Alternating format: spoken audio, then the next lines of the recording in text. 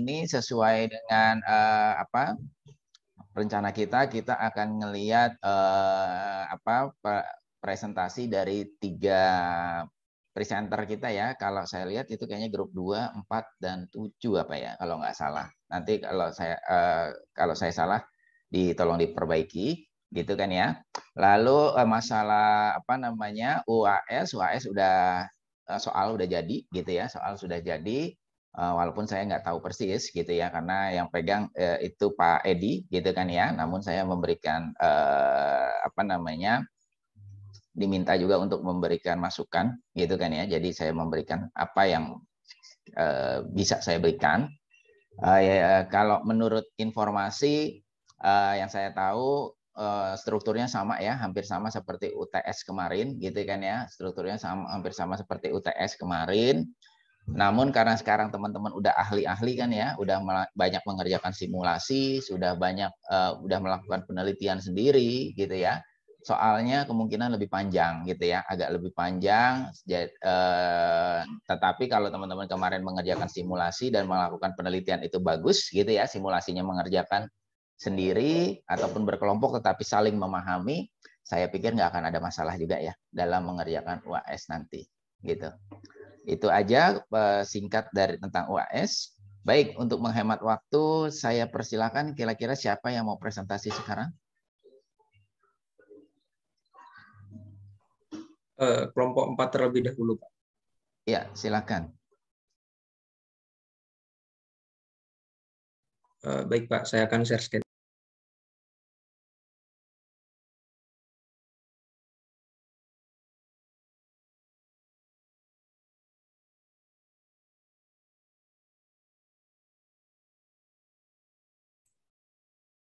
Baik, sebelumnya apakah suara saya terdengar jelas, teman-teman? Jelas, Mika. Oke, terima kasih banyak. Oke, sekarang saya akan memulai presentasi dari kelompok 4. Assalamualaikum warahmatullahi wabarakatuh. Waalaikumsalam warahmatullahi wabarakatuh. Aduh, kayak masih sepi banget nih ya. Mungkin teman-teman masih prepare, masih sambil sarapan gitu ya. Jadi Mika mau minta teman-teman buat let's focus dulu. Kita akan menyaksikan presentasi dari kelompok 4 nih teman-teman. Jadi Mika ulang, nanti teman-teman jawab dengan semangat yang menggebu ya. Kayak teman-teman kalau lagi ambis nih ya, mau UAS. Oke? Assalamualaikum warahmatullahi wabarakatuh. Waalaikumsalam warahmatullahi wabarakatuh. Salam sejahtera untuk kita semua. Om Swastiastu, Namo Buddhaya, Salam Kebajikan. I'd like to thank our lecturer for giving us this very special opportunity. The Honorable Mr. Bondi Arifin and my lovely friends, I hope you guys are in good condition. And first of all, let's pray to Allah Subhanahu wa Ta'ala who blesses us forever. Amin. And secondly, in this next occasion, let us present our project, implementasi productivity approach dalam menentukan nilai ekonomi waduk cengkele. Tapi sebelum itu, Mika mau pantun dulu nih, seperti biasa ya teman-teman. Nanti teman-teman semuanya bisa menjawab dengan cakep gitu ya.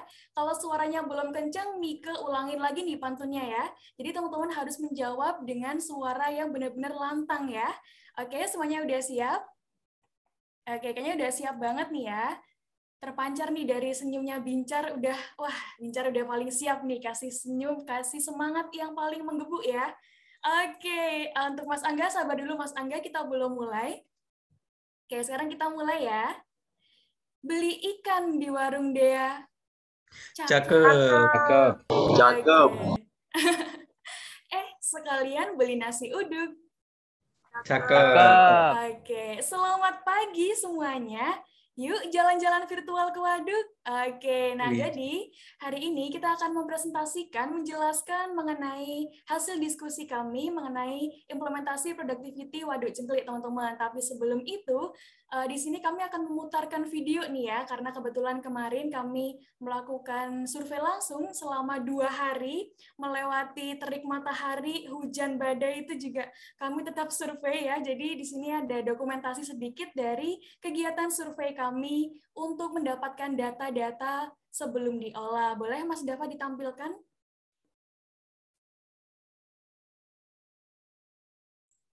Oke, mungkin belum terdengar suaranya. Mas Dava, boleh diulang untuk share audionya?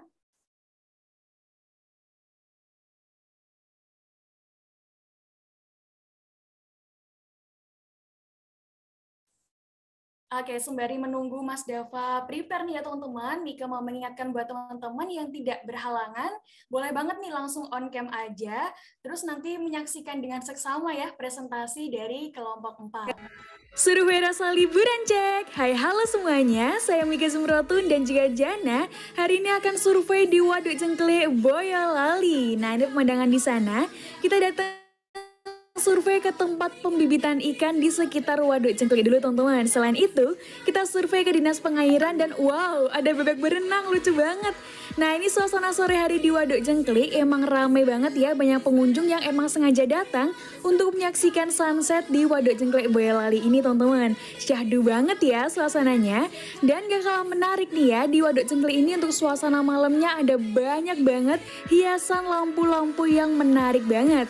Sesuai dengan tema terdekat yaitu Chinese New Year, jadi di sini emang super rame, banyak sekali tenan makanan dan juga banyak banget wahana yang bisa dipilih selama berkunjung ke Waduk Cengklik Park ini. Wah luar biasa banget ya teman-teman. Oke, itu tadi untuk video pertama dari Waduk Cengklik teman-teman. Tapi don't worry, masih ada satu video lagi. Ini adalah dokumentasi perjalanan saya dan juga Jana Ayu untuk menuju ke Waduk Cengklik Boyolali.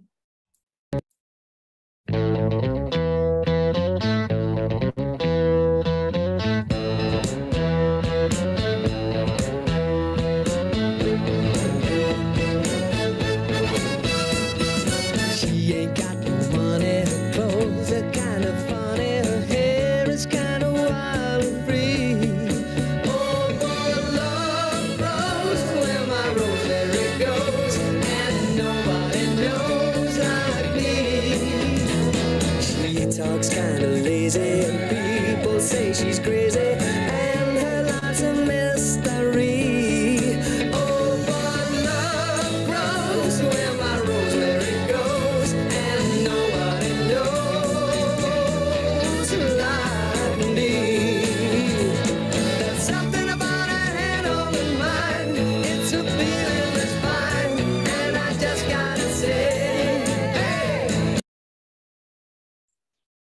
Oke, terima kasih banyak sudah menyaksikan tayangan videonya teman-teman. Nah, itu tadi adalah gambaran dari Waduk Cengklik Boyolali. Semoga teman-teman udah ada bayangan ya waduk itu kayak gimana. Tapi sebelum kita mulai, Mika mau nanya dulu nih ke teman-teman. Kalau di daerah teman-teman, ada nggak sih waduk-waduk terdekat yang biasa teman-teman kunjungin? Boleh tulis di kolom chat Zoom dulu sebelum kita mulai.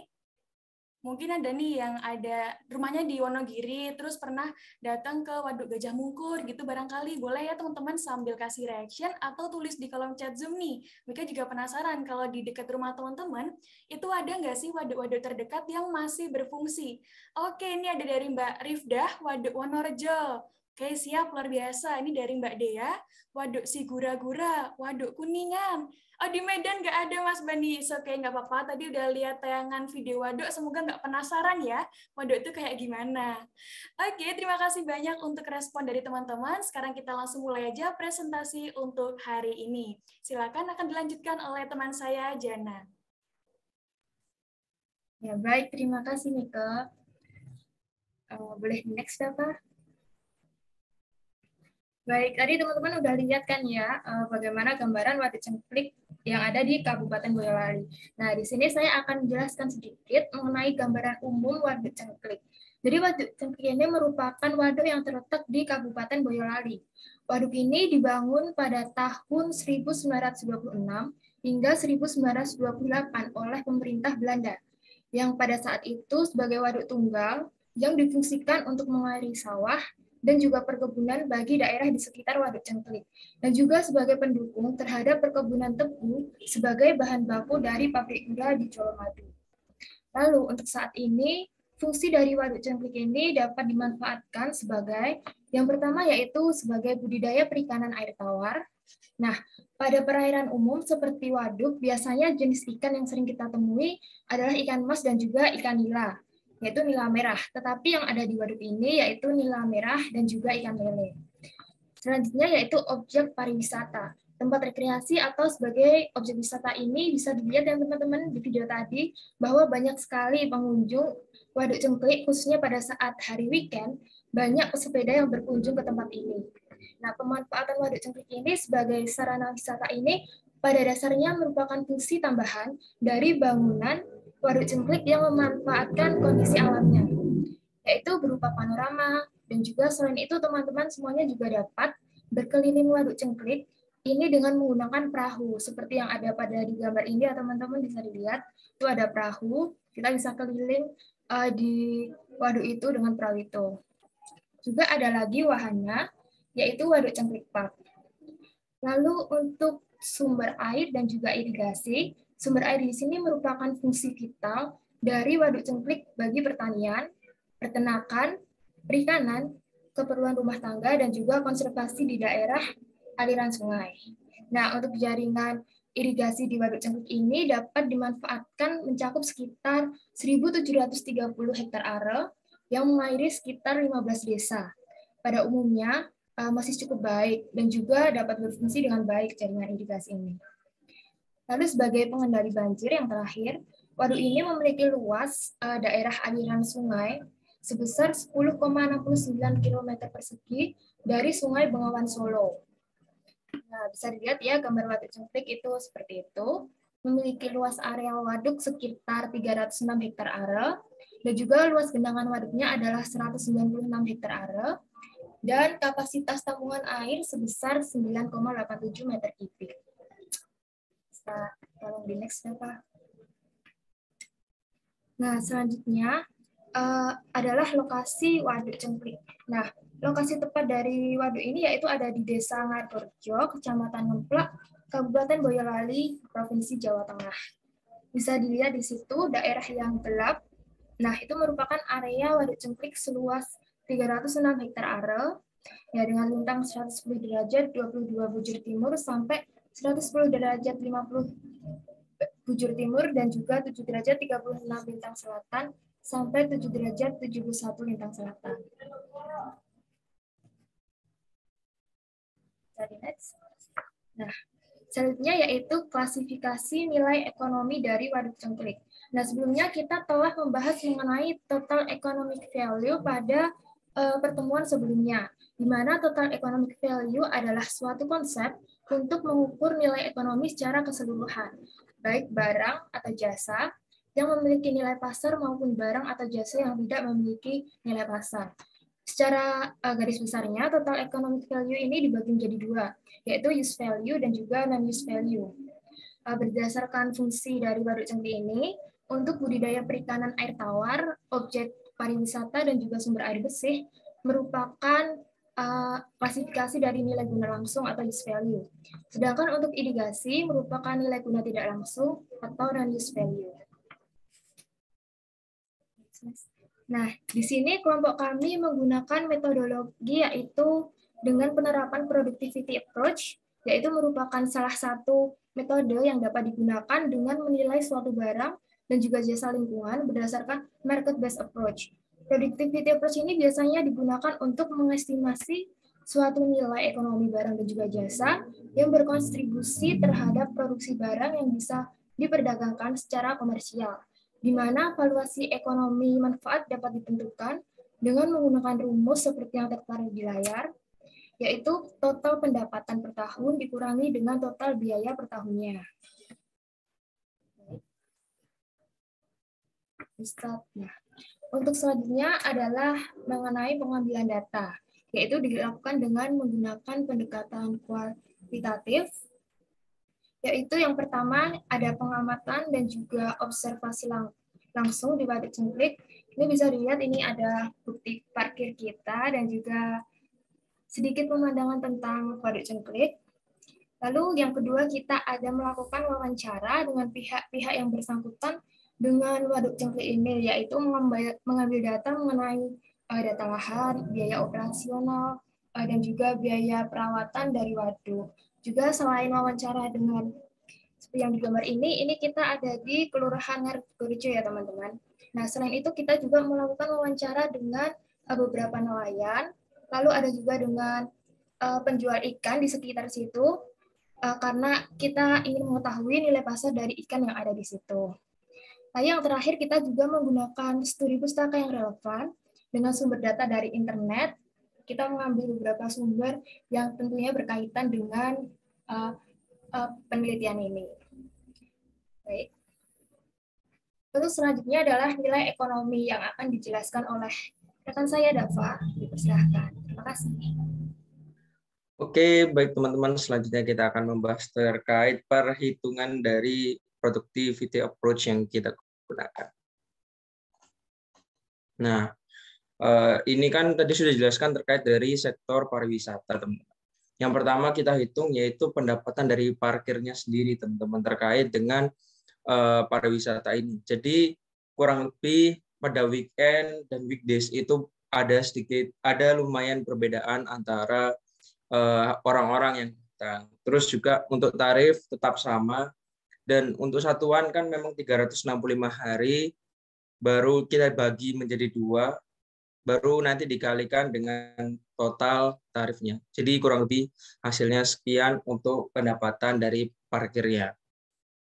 Kemudian dilanjut dengan pendapatan wahana. Gini. Jadi jumlah wahana yang include di dalam Waduk Cengklik itu ada 30 wahana, teman-teman.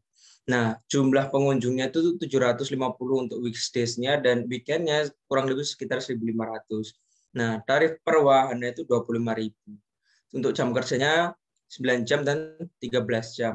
Jadi nanti per wahana itu dapat itunya 20 menit kurang lebih waktunya gitu.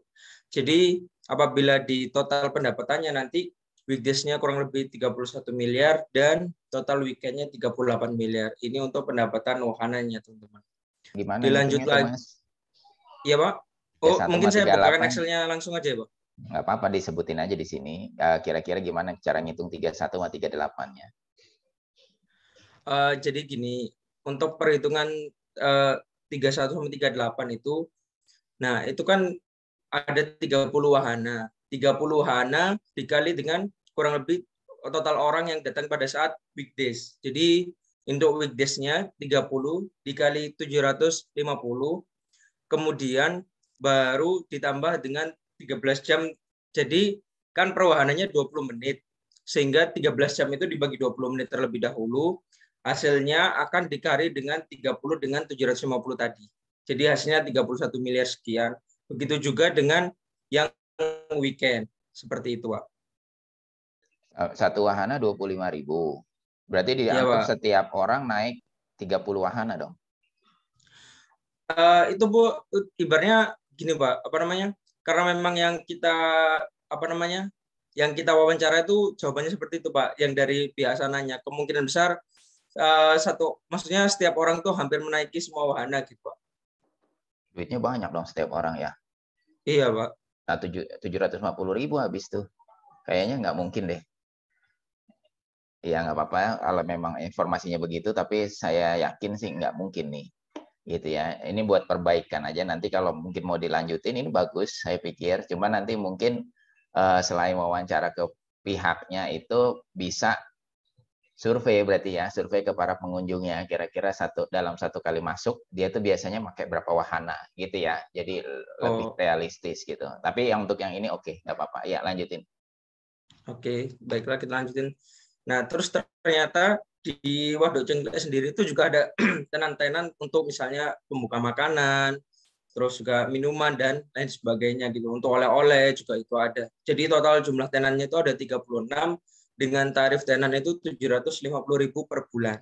Nah, jadi 36 dikali 750.000 per bulan sehingga hasilnya 324 juta rupiah. Terus untuk biaya operasional dan perawatan ini informasinya itu juga dari sana.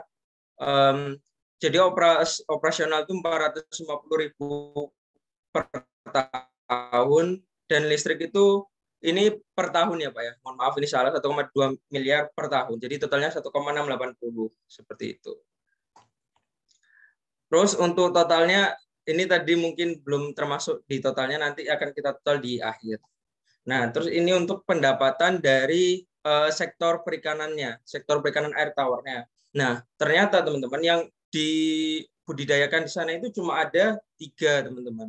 Nah, yang pertama itu ada nilai merah, ada 2, tapi ada yang ukuran sedang dan ukuran yang besar untuk nilai merahnya, sehingga dibagi 2 pada saat pemanenan seperti itu.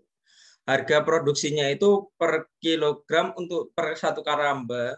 Karamba itu kayak bisa dibilang kayak tambak kecil gitu teman-teman, tambak seperti tempat penampungan kecil gitu.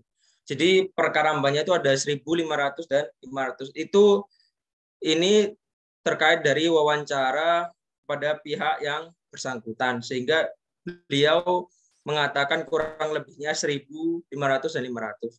Terus untuk harga, ini Mike dan Jana melakukan survei kepada beberapa nelayan dan juga kepada yang membudidayakan. Nah, di sana ada jumlah pemilik karamba itu 80 orang, jadi 80 karamba. Nah, jumlah karambanya itu ada yang 10, ada yang 3, dan ada yang 1 untuk lele. Jadi masing-masing orang itu kurang lebih memiliki jumlah 10 karamba yang sedang, 10 karamba yang besar, 3 karamba yang besar, dan 1 karamba untuk lele. Nah, untuk panenannya itu masing-masing 4 bulan, dan 4 bulan, dan 3 bulan. Terus pendapatan total per panen, jadi ada 20 miliar, ada yang 3 miliar, dan ada yang 640 juta. Dan apabila ditotal semuanya menjadi 74 miliar 320. Ini untuk per tahunnya. Terus terkait biaya-biayanya, yang pertama itu ada fixed cost.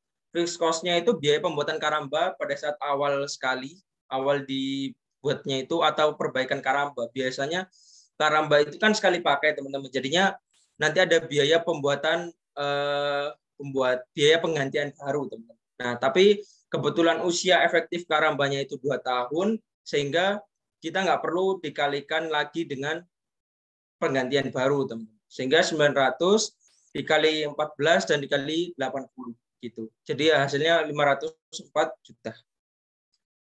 Terus untuk terkait biaya variabelnya itu cuma ada pembibitan, terkait pembibitan nila dan pembibitan bibit lele gitu, teman-teman. Biaya variabelnya itu ada 100 sama 40.000 untuk biaya jumlah per ekornya. Harga bibitnya itu Rp55 per ekor. Jumlah karambanya ada sekian, pemiliknya tetap 80. Jarak panennya itu 4-3 bulan tadi tetap sama. Biaya per panen itu ada. Jadi biaya per panen itu apa aja sih gitu kan? Biaya per panen itu mulai dari biaya nanti pembersihan karambanya, terus juga nanti biaya pengepekan atau packing untuk ikan-ikan itu, terus nanti ada biaya transportasi untuk mengirim itu ke pasar, seperti itu, teman-teman. Jadi biaya per tahunnya kurang lebih mendapatkan 17,8 miliar. Terus untuk biaya variabel ketiga, yaitu ada pakan ikan. Nah, pakan ikan ini antara ikan lele dengan ikan nila itu pakannya sama. Gitu. Jumlah peresak itu, jumlah sak per pemilik itu 35 biasanya, dan harga pakannya itu per sak itu 276.000. Jumlah pemiliknya tetap sama 80, dan waktunya ini 36 ini habis dalam 12 bulan gitu, teman. Biaya per bulannya 772, sehingga biaya per tahunnya sekitar 9 miliar. Oke, dilanjut. Nah, jadi teman-teman, nilai total economic value dari Waduk Cengklek itu sebagai berikut. Yang pertama dari pariwisata, totalnya itu sebesar 68 miliar 984 juta sekian-sekian. Ditambah dengan dari perikanan itu 46 miliar 742 juta sekian-sekian.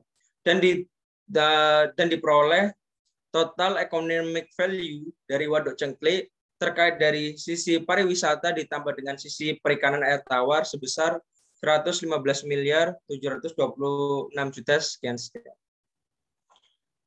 Jadi kesimpulannya adalah seperti ini, yang sudah saya jelaskan tadi. Nah, mungkin terkait saran bisa dilanjutkan oleh teman saya. Baik, terima kasih banyak Dava sudah dibantu dijelaskan ya untuk perhitungannya. Jadi setelah kita lakukan perhitungan, maka saran yang kami berikan adalah hasil dari evaluasi ekonomi sumber daya alam Waduk Cengkeli ini, yang pertama bisa menjadikan pertimbangan ya teman-teman untuk pemerintah Kabupaten Boyolali dalam mengambil kebijakan terkait bagaimana pengelolaan dan juga pengembangan dari Waduk Cengkeli ini sendiri.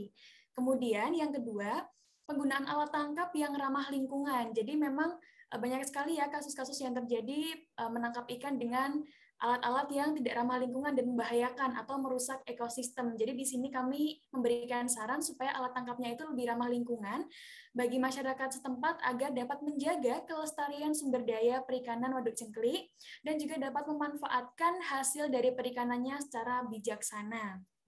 Kemudian untuk yang ketiga, pemerintah Kabupaten Boyolali dapat melakukan kebijakan dalam meningkatkan strategi pemasaran dari Waduk Cengkeli ini agar dikenal dan dijangkau oleh kalangan umum dengan skala yang lebih luas ya teman-teman. Kurang lebih seperti itu saran yang kami berikan untuk hasil dari evaluasi ekonomi sumber daya alam Waduk Cengkeli ini. Baik, kurang lebih itu presentasi dari kami. Di sini kami akan memberikan sedikit lampiran berupa foto-foto waktu kegiatan survei. Nah, ini ada yang pertama, kami ke Waduk Cengkeli Park, kemudian kami survei dengan pihak terkait, yaitu marketing atau yang biasa mengurus untuk segala administrasi dari Waduk Cengkeli Park ini. Boleh ke next slide. Kemudian ini adalah tenan-tenan makanan, dan ini adalah yang gambar bagian tengah adalah pintu masuknya. Kemudian ini untuk bagian kantin, tenan makanan dihiasi dengan lampu-lampu yang sangat menarik. Boleh ke next slide.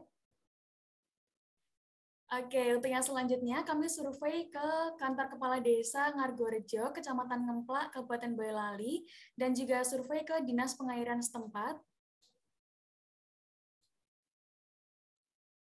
Oke, ini kurang lebih untuk gambaran wahana-wahana di sana, karena memang ini baru saja berdiri, jadi memang masih sangat bagus dan juga sangat terawat.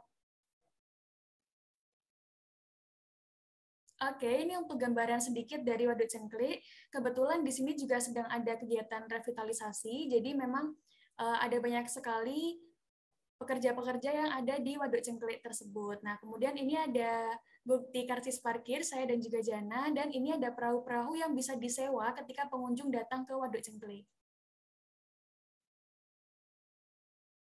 Oke, yang selanjutnya kami survei ke tempat pembudidayaan dan pembibitan ikan, dan ini ada beberapa foto dari pedagang, karena kami juga survei pada pedagang kira-kira dalam sehari bisa terjual berapa ikan dengan harga berapa, seperti itu. Oke, kurang lebih itu presentasi dari kami. Untuk selanjutnya saya kembalikan ke Pak Bondi. Oke, baik. Terima kasih kepada Mbak Jana, Mbak Mika, dan Mas Dava ya. Survei langsung ke lapangan, lalu ke apa tadi ya? Sempat ke beberapa dinas ya, 2 dinas ya. Satunya kelurahan dan satunya perairan kalau nggak salah ya. Oke, baik. Saya pikir suatu awal yang bagus ya. Suatu awal yang bagus mencoba melakukan total economic value malah ini ya. Malah mencoba melakukan total economic value walaupun belum semuanya yang dilakukan penilaian gitu ya. Ada yang mau bertanya? Kita masih punya sekitar 5 menit ya. Izin bertanya, Pak. Ya, Mbak Nabila, silahkan. Oke, saya mau tanya ke kelompoknya Mbak Mika, Mas Dava, dan Mbak Jana. Menurut kalian, sejauh mana peran aktif pemerintah yang berupaya mengembangkan Waduk Cengkeli ini agar tetap berfungsi secara normal? Baik, terima kasih banyak untuk pertanyaannya dari Nabila Rifda. Saya izin menjawab. Jadi untuk pemerintah Kabupaten Boyolali ini memang sangat memberikan perhatian khusus ya untuk Waduk Cengkeli, mengingat ini adalah objek wisata dan juga penyokong retribusi daerah untuk Kabupaten Boyolali. Jadi dari pemerintah memang ada kegiatan operasional seperti perawatan, kemudian ada pembersihan seperti pemungutan sampah yang dilakukan secara rutin setiap bulan, kemudian juga ada pembibitan ikan, serta ada kegiatan-kegiatan khusus yang diberikan untuk nelayan agar nelayan bisa hidup sejahtera dengan mata pencaharian dari Waduk Cengkeli ini. Jadi memang dari pemerintah itu memberikan perhatian lebih untuk Waduk Cengkeli ini, dapat dilihat dengan adanya wahana-wahana baru yang terus dikembangkan, dan sekarang juga ada kegiatan revitalisasi yang fungsinya ini untuk pengaturan ulang lokasi dan juga tata letak agar pemukiman warga itu bisa dipindahkan dan Waduk Cengkeli ini difokuskan untuk objek wisata. Kurang lebih seperti itu, mungkin dari Dava dan Jana ingin menambahkan. Baik, mungkin saya akan menambahkan sedikit tentang bendungan yang ada di Waduk Cengklik itu ya. Jadi itu akan ada, apa itu namanya, akan ada pembangunan lagi, apa itu, kayak pengecekan ulang setiap 5 tahun sekalinya. Jadi setiap 5 tahun sekali akan ada pengecekan di bendungan itu. Gitu. Terima kasih. Baik, terima kasih. Mungkin itu jawaban dari kelompok kami. Dari Mbak Nabila Rifda, apakah sudah terjawab? Sudah terjawab, Mbak Mika. Terima kasih. Oke, terima kasih. Kalau mau main ke Waduk Cengkeli, boleh ya, kabarin aja. Nanti kita bisa main bareng-bareng. Oke, mungkin satu pertanyaan lagi atau sudah, Pak? Masih ada 3 menit lagi, masih bisa satu mungkin ya. Saya izin bertanya, boleh tidak? Ya, silakan Ya, Mas Angga. silakan. Oke, tadi Mbak Miki kan pantun, saya ingin pantun juga buat Mbak Miki dan teman-teman. Jalan-jalan bareng Keke. Halo Mbak Miki dan teman-teman. Ya, ya pertanyaan saya buat kelompok ini, kelompok waduk ini ya. Nah, tadi kan ada perhitungan terkait nilai guna langsung dari waduk tersebut ya. Nah, saya ingin bertanya seberapa yakin sih Anda dari kelompok kalian nih mengatakan bahwa hasil dari perhitungan tangkapan ikan dan hasil air lainnya itu sudah cukup untuk mengindikasikan nilai guna langsung dari waduk tersebut yang tadi saya lihat tuh. Oke, terima kasih. Baik, terima kasih banyak atas pertanyaannya. Dari kelompok 4, Dava dan Jana mungkin akan menjawab terlebih dahulu. Mungkin saya akan mencoba menjawab dari pertanyaan Mas Angga ya. Jadi seberapa yakin sih kelompok kita terkait dengan nilai guna langsung yang kita gunakan sebagai di sektor perikanan. Kalau menurut kelompok 4 ini kemungkinan besar itu sudah mencerminkan. Kenapa demikian? Karena memang data-data yang kita gunakan itu adalah data primer. Data yang kita lakukan observasi langsung, data yang kita lakukan ketika kita pengambilan sampling, data yang kita lakukan ketika kita wawancara. Jadi kemungkinan besar itu adalah salah satu keyakinan besar dari kelompok 4 untuk membuktikan bahwa memang dari segitulah nilai indikasi yang digunakan untuk guna tadi, nilai guna langsung. Seperti itu, Mas Angga. Mungkin dari Miki atau Jana ada yang menambahkan?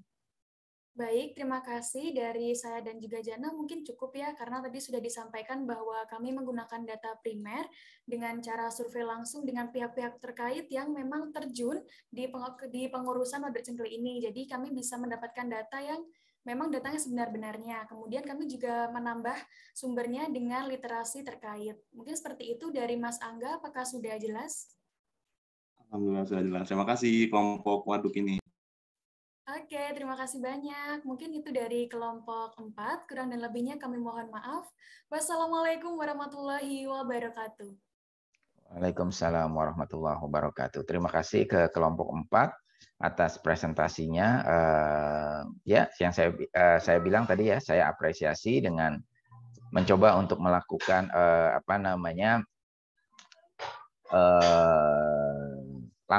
langsung kepada ke lapangan. Itu suatu hal yang bisa mendapatkan insight lebih gitu ya. Namun bukan berarti kalau kita udah ke lapangan udah pasti benar, enggak juga gitu ya. Seperti contoh yang tadi yang dibilang setiap orang naik 30 wahana, itu ternyata enggak pas juga kalau menurut saya ya. Saya kemungkinan besar enggak makanan seperti itu ya. Gampangnya Mbak Mika naik 30 wahana kayaknya capek juga gitu ya. Kayaknya capek juga. Paling biasanya kalau ada 30 ya berarti biasanya kita pakai paling cuma berapa sih? 3, 4, 5 gitu lah ya. Mungkin sekitar itu. Nah, itu makanya butuh yang lainnya lagi gitu. Tapi karena ini masih belajar jadi masih sangat bagus ya sudah ingin ke lapangan gitu. Oke, baik. Selanjutnya kelompok mana lagi nih yang ingin melakukan presentasinya? Izin Pak, selanjutnya kelompok 7. Ya, silakan kelompok 7. Terbawalah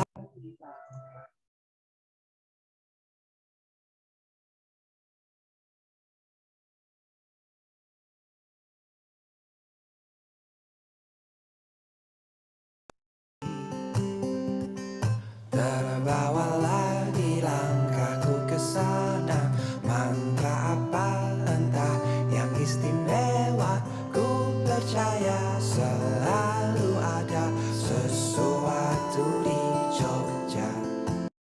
Oke teman-teman, Assalamualaikum warahmatullahi wabarakatuh. Selamat siang semuanya. Selamat siang, halo semuanya. Assalamualaikum warahmatullahi wabarakatuh. Selamat siang. Boleh dibalas dong? Waalaikumsalam warahmatullahi wabarakatuh. Oke, terima kasih udah dibalas. Oke, jadi di kelompok kali ini tadi ada sesuatu di Jogja nih teman-teman. Nah, sesuatu ini apa sih sesuatu? Nah, sesuatu itu adalah Embung Langansari yang berada di tengah-tengah kota Yogyakarta. Selanjutnya di kelompok 7 ada saya bersama teman-teman saya. Yang pertama ada Mbak Dea Risti Ramadhani. Mungkin boleh disapa dulu Mbak Dea teman-temannya. Selamat pagi, Pak. Selamat pagi, teman-teman. Oke, dan selanjutnya ada Magfiratul Jannah. Selamat pagi, Magfiratul Jannah. Selamat pagi, Sobat. Selamat pagi, teman-teman. Selamat pagi, Pak Wondi. Oke, baik. Dan terakhir ada saya sendiri, Muhammad Syafiq Nabi Rahman. Di sini kita cuma bertiga. Dan selamat pagi juga, Pak Bondi. Oke, untuk materi pertama akan dibawakan oleh teman saya, Magfiratul Jannah. Pada Magfiratul Jannah, silakan. Baik, terima kasih, Syafiq. Yang pertama saya akan menjelaskan tentang pendahuluan berkaitan dengan penulisan penelitian kami. Next. Embung Langansari merupakan jenis kolam retensi berupa bangunan penampungan air atau embung yang berfungsi untuk mengatasi genangan air akibat hujan, konservasi air tanah, penyedia kebutuhan air konsumsi atau non-konsumsi, irigasi, tempat ekologi daerah aliran, dan juga sebagai tempat rekreasi keluarga. Embung Langansari ini selesai dibangun pada tahun 2015 dengan volume genangan embung total mencapai 13.675 meter kubik dengan kedalaman 2,2 meter. Air bersih merupakan salah satu sumber daya yang penting bagi manusia. Semakin bertambahnya penduduk menjadikan kebutuhan terhadap air bersih semakin meningkat, baik untuk konsumsi maupun non-konsumsi. Bisa dilihat itu adalah gambar-gambar pentingnya sumber daya air untuk kebutuhan manusia, mulai dari kebutuhan sehari-hari seperti mencuci, memasak, sampai kebutuhan industri seperti untuk pertanian, untuk hotel, dan untuk restoran. Bisa next. Semakin berkembangnya pembangunan di kota Jogja menjadikan banyak kegiatan yang berdampak pada kerusakan lingkungan, seperti pada kualitas air yang semakin menurun baik pada permukaan maupun pada air tanah. Ini sumber daya air dapat mengalami penurunan kualitas air, di antaranya sungai, embung, dan air tanah. Penurunan kualitas air tersebut dapat disebabkan oleh sisa hasil kegiatan yang berupa limbah. Limbah wilayah perkotaan seperti perindustrian dan domestik pada umumnya menimbulkan dampak berupa pencemaran air yang dapat mengganggu potensi sumber daya air. Karena kita tahu ya teman-teman, kalau Jogja itu merupakan kota pariwisata, kota pendidikan, dan industri domestiknya juga sangat banyak. Jadi aktivitas masyarakatnya itu sangat banyak dengan populasi penduduk yang begitu banyak, sehingga menjadikan sumber daya air ini juga akan penting perannya bagi kehidupan di kota Jogja, dan juga padatnya penduduk itu juga menjadi ancaman terhadap kualitas airnya. Next. Berdasarkan data pada tahun 2010, Badan Lingkungan Hidup Jogja menyatakan bahwa 36 sampel air sumur, sekitar 70%-nya itu telah tercemar oleh bakteri E. coli. Ini merupakan, kami kutip dari penelitian yang dilakukan oleh Puspitasari. Pencemaran sungai ini terjadi karena bertambahnya jumlah penduduk yang mengakibatkan meningkatnya pemukiman di sekitar aliran sungai yang berdampak pada pencemaran air melalui pembuangan sampah maupun limbah rumah tangga ke aliran sungai. Salah satu sungai yang tercemar yaitu Sungai Belik. Sungai ini dahulunya merupakan sumber air bersih bagi warga sekitar, namun seiring berjalannya waktu, keadaan sungai menjadi tercemar dan dinilai dengan perubahan warna air yang menghitam dan ditambah bau yang tidak sedap. Kita di sini disampaikan bahwa Sungai Belik itu sudah mengalami pencemaran. Nah, bagaimana dengan Embung Langensari? Karena perlu diketahui bahwa Embung Langensari itu juga merupakan area yang menangkap kelebihan atau luapan dari, kalau seumpamanya Sungai Belik itu mengalami kenaikan kapasitas, itu akan mengalir ke Embung Langensari. Nah, limbah industri ini menjadi salah satu persoalan serius di era industrialisasi, khususnya untuk di Jogja karena industrinya sudah sangat berkembang. Oleh karena itu, regulasi tentang industrialisasi ramah lingkungan ini menjadi isu yang sangat penting. Penilaian sumber daya alam itu diperlukan karena kenapa? Karena untuk membuat suatu regulasi yang mengakomodir juga tentang pelestarian lingkungan, itu diperlukan sebuah penilaian sumber daya alam untuk menyusun kebijakan manajemen keberlanjutan sumber daya alam itu. Next. Maka dari itu, kami melakukan perhitungan nilai ekonomi pada pemanfaatan langsung dari Embung Langensari untuk kedepannya dapat menjadi pertimbangan dalam perencanaan serta pengelolaan Embung Langensari. Perhitungan nilai ekonomi dari pemanfaatan Embung Langensari ini terbatas hanya pada penggunaan sebagai irigasi dan penyedia air bersih. Perhitungan nilai ekonomi ini menggunakan metode biaya pengganti atau replacement cost dengan menghitung biaya pemasangan filter air dan menghitung hasil panen dari sawah yang diairi.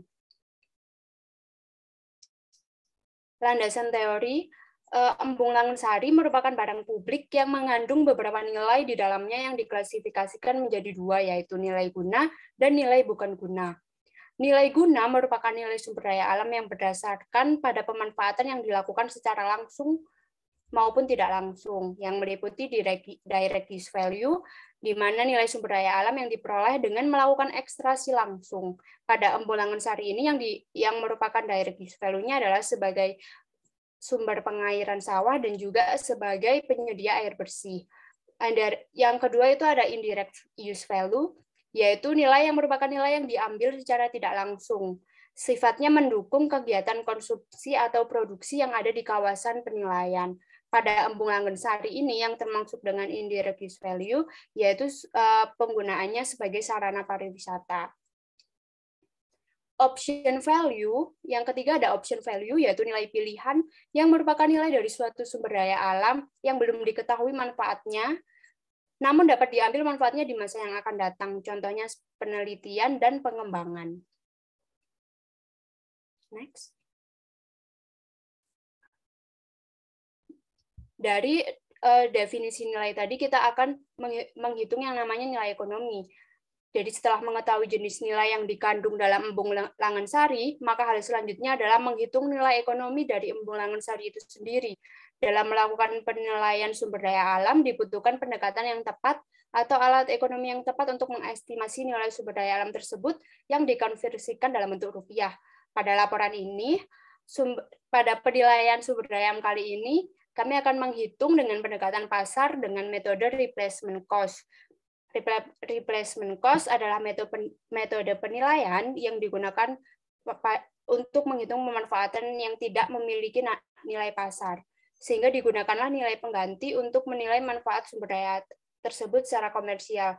Jadikan embung ini tidak punya nilai pasar atau sulit diidentifikasi nilai pasarnya, sehingga kami menggunakan nilai pengganti berdasarkan manfaat sumber daya tersebut secara komersial.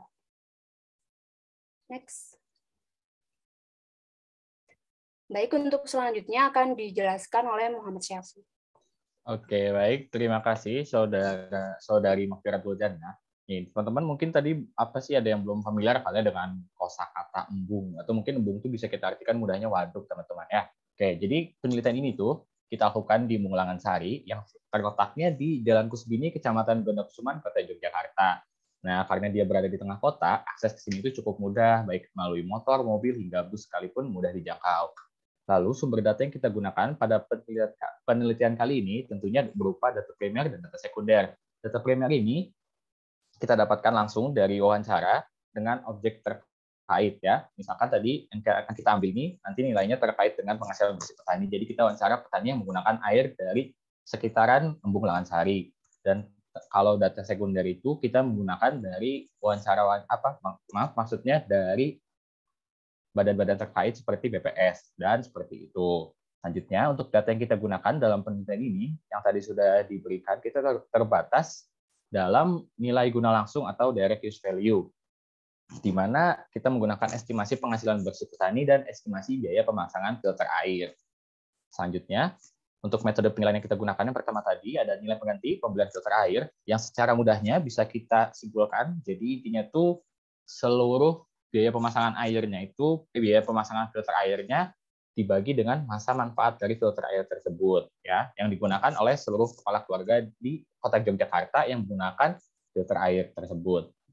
Untuk selanjutnya ada nilai pengganti dari produksi padi. Nah, kalau produksi padi ini secara singkatnya si petani itu menghasilkan berapa dan dikurangi biaya penanaman dan biaya perawatannya. Selanjutnya untuk hasil dan pembahasannya, pertama kita masuk dulu nih ke faktor pendorong terhadap masalah kualitas air di Kota Yogyakarta. Nah, yang pertama tadi sudah dijelaskan oleh Mbak Magfiratul Jannah terkait juga dengan peningkatan jumlah penduduk nih ya. Walaupun kita mungkin lihat di sini ada 2019 ke 2020 berturun sedikit, tapi sebenarnya dari 2018 ke 2020 masih tetap meningkat jumlahnya. Dan ini masih tetap meningkat kalau kita ambil skop secara lebih besar. Nah, peningkatan jumlah penduduk ini tentunya bakal akan meningkatkan alih fungsi lahan ya di Kota Yogyakarta. Dari yang semula lahan produktif menjadi lahan permukiman. Nah, salah satu lahan produktif yang paling berpengaruh di Kota Yogyakarta itu adalah Embung Langansari ini yang kita bahas. Yang tadi salah satu fungsinya sebagai tempat penampung air dan sumber air bagi wilayah di sekitarnya. Tentunya nih ya, karena jumlah penduduknya naik, maka pelanggan air PDAM di Kota Yogyakarta atau yang menggunakan air sehari-hari seperti mandi cuci kakus itu akan semakin meningkat. Ya, tapi di sisi lain, kalau semakin banyaknya jumlah penduduk ini justru akan menutupi tadi. Jadi ini akan menjadi masalah ke depannya. Sehingga kita juga harus mengestimasi nilai-nilai yang seperti ini tadi. Oke, selanjutnya ada pengembangan perkotaan. Nah, berdasarkan data BPS, sektor lapangan usaha di Yogyakarta, industri pengolahan, informasi komunikasi, penyediaan akomodasi dan makan minum, jaminan sosial, dan jasa pendidikan merupakan bidang tertinggi penyumbang PDRB di Yogyakarta. Nah, tentunya bidang-bidang ini juga sangat-sangat membutuhkan air ya untuk keperluan sehari-hari. Jadi kalau keperluan airnya terhambat tadi, tentunya akan kegiatan ekonomi masyarakatnya secara langsung akan terhambat. Nah, dari penjelasan tadi bisa kita simpulkan bahwa beberapa tekanan terhadap sumber daya air di Kota Yogyakarta. Yang pertama, ada akibat dari peningkatan jumlah penduduk yang akan disertai dengan peningkatan jumlah aktivitasnya. Dan yang kedua, peningkatan sarana-prasarana penunjang perekonomian yang dikhawatirkan akan memengaruhi kualitas air melalui pencemaran-pencemaran. Yang tahu sendiri, di masyarakat kita ini untuk mengolah limbah itu masih sangat jauh lah ya. Untuk mikir ke sana itu masih jauh, belum kepikiran. Buang-buang aja gitu. Dan selanjutnya, keterbatasan lahan untuk membangun sumber air di tengah kota Yogyakarta ya. Sangat sulit tentunya untuk membangun sumber daya air di Kota Yogyakarta. Dan yang terakhir, juga ditambah tadi perilaku masyarakat untuk mencemari sumber air yang ada, yang seperti tadi foto yang sudah ditunjukkan oleh Mbak Magfiratul Jannah di awal-awal tadi. Nah, oke, untuk selanjutnya, pembahasan mengenai kualitas air Embung Langansari akan dibawakan oleh teman saya, Saudari Dea. Kepada Saudari Dea, dipersilakan. Baik, terima kasih Syafiq. Pembahasan selanjutnya adalah kualitas Embung Langansari. Parameter penentuan kualitas ada 3, yaitu fisik, kimia, dan mikrobiologi. Kualitas air berpedoman pada Pergub DIY nomor 20 tahun 2008, yaitu menggunakan baku mutu. Dan baku mutu yang digunakan adalah baku mutu air kelas 2. Dan menurut laporan kualitas air Embung Langansari tahun 2020, parameter yang melebihi baku mutu yaitu semua parameter mikrobiologi dan beberapa parameter kimia seperti BOD, COD, fenol, fosfat, klorin total, nitrit, seng, sulfida, dan tembaga. Next. Pengujian kualitas air dilakukan pada saluran masuk atau inlet dan saluran keluar atau outlet. Beberapa parameter yang menurun di outlet menunjukkan bahwa kualitas air pada outlet Embung Langensari semakin baik. Meningkatnya kualitas ini juga disebabkan oleh adanya terjunan pada outlet yang mengakibatkan penambahan oksigen dan terjadi self-purification.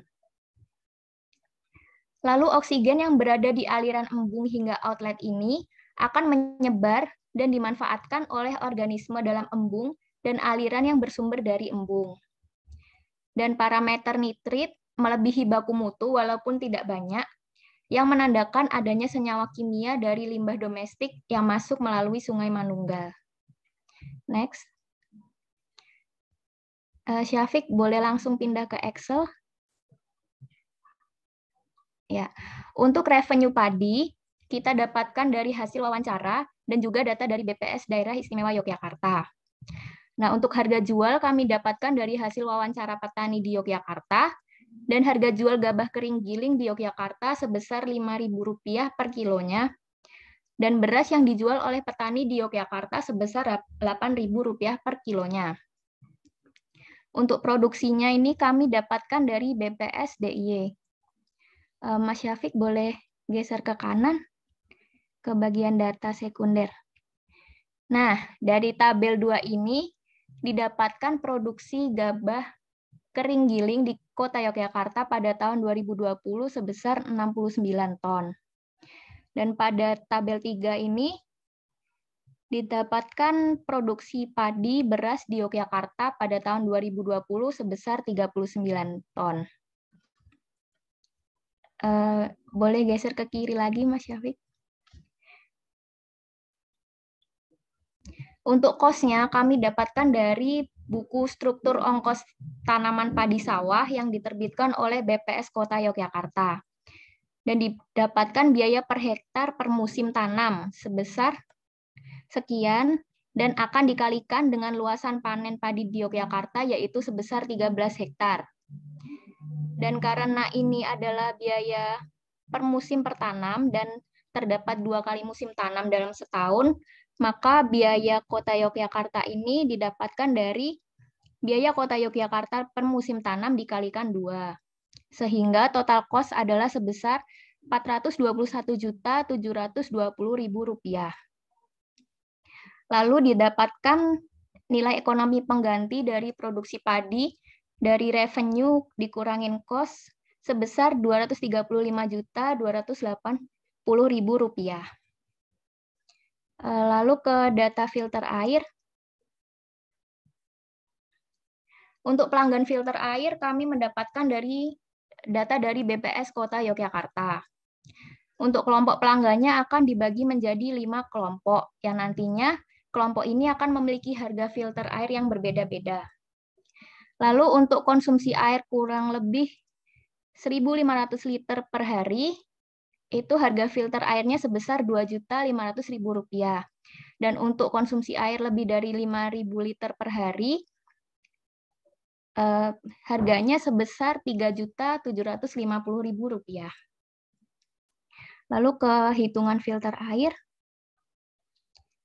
Untuk biaya pemasangan ini kami dapatkan dari website filterairjogja.com, yaitu sebesar Rp350.000 untuk awal pemasangan. Lalu biaya perawatan kami mengkonfirmasi ke filterairjogja.com dan didapatkan biaya perawatan sebesar Rp750.000.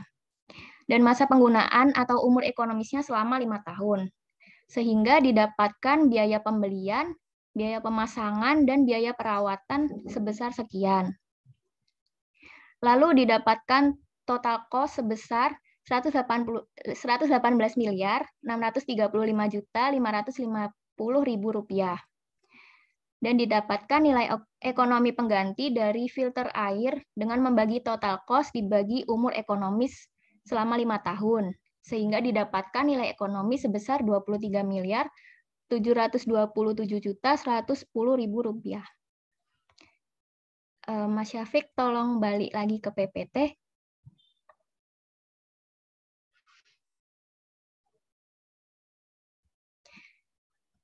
Lalu didapatkan nilai ekonomi metode replacement cost yang dapat dihitung melalui jumlah nilai ekonomi pengganti produksi pertanian dan filter air. Sehingga didapatkan nilai ekonomi metode replacement cost sebesar Rp23.960.590.000. Next. Kesimpulannya adalah masalah kualitas air di Yogyakarta dapat berasal dari perkembangan perkotaan dan peningkatan jumlah penduduk yang akan mengkonversi lahan hijau menjadi pemukiman, sehingga dapat mengurangi penyerapan air ke embung dan limbah domestik yang dihasilkan dapat mengkontaminasi perairan. Embung Langansari masih terpengaruh limbah domestik yang berasal dari Sungai Manunggal.